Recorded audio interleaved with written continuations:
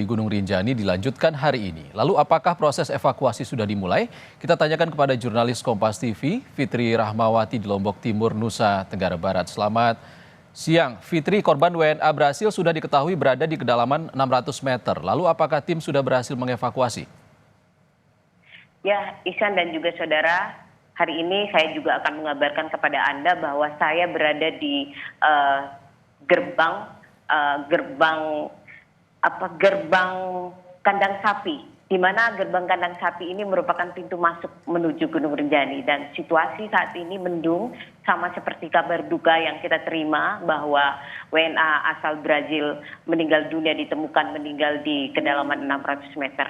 Dan saat ini Ihsan, tim masih melakukan proses evakuasi yang dilakukan sejak tadi pagi, dan saya juga mengabarkan kepada Anda bahwa pada saat ditemukannya warga negara Brazil ini di kedalaman 600 meter, ditemukan oleh salah seorang tim SAR atau anggota tim SAR dan bisa mencapai di kedalaman tersebut dan mengetahui bahwa yang bersangkutan telah meninggal dunia. Ada 6 orang anggota tim SAR yang lain atau tim pencari yang lain atau tim evakuasi yang lain ikut turun di jurang tersebut di tempat ditemukannya WNA asal Brazil ini, Juliana Marins.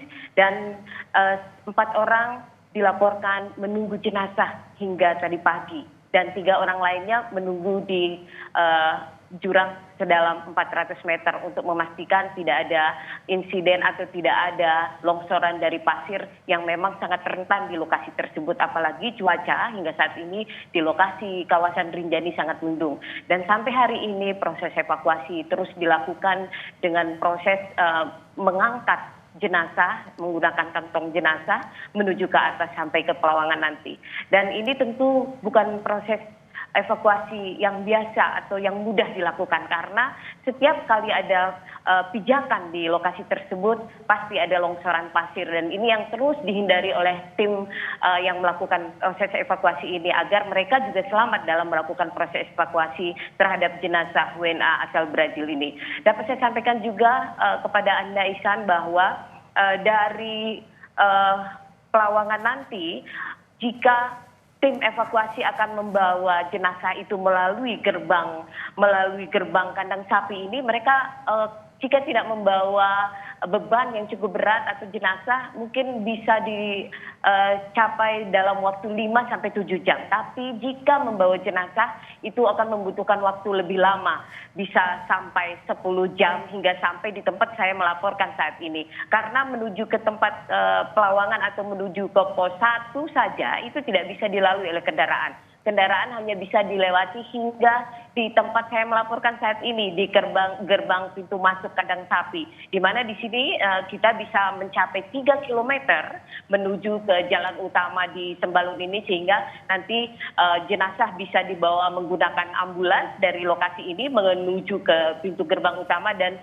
mungkin dari sana bisa dilakukan evakuasi menggunakan heli, karena heli untuk melakukan evakuasi menggunakan heli di lokasi ini, di lokasi tempat penemuan jenazah tidak mungkin dilakukan.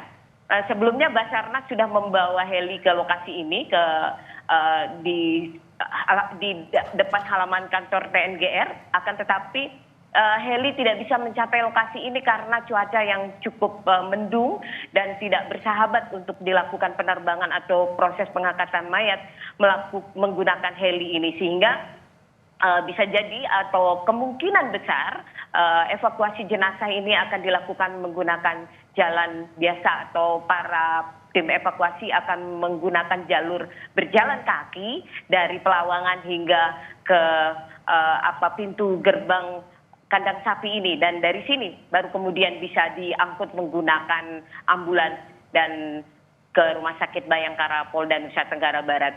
Itu yang bisa saya laporkan kepada Anda Ihsan, kondisi saat ini. Fitri, dengan medan yang berpasir dan sangat sulit di Pelawangan Sembalun, beberapa hari terakhir tali sling tidak bisa menjangkau korban yang berada di kedalaman 600 meter. Apakah ada alat khusus atau upaya khusus yang dilakukan hari ini? Akan ada penambahan tali yang dilakukan oleh tim evakuasi dan juga alat untuk menahan para tim evakuasi yang turun di bawah sebanyak 7 orang untuk bisa ditarik ke atas Ini yang kemudian dilakukan oleh tim evakuasi. Tetapi memang tidak semua alat-alat tersebut bisa digunakan seperti di medan-medan biasa. Karena sekali lagi medan yang ada di lokasi tempat jenazah berada ini adalah medan yang sangat labil, di mana tanah berpasir dan mudah sekali terjadi longsoran.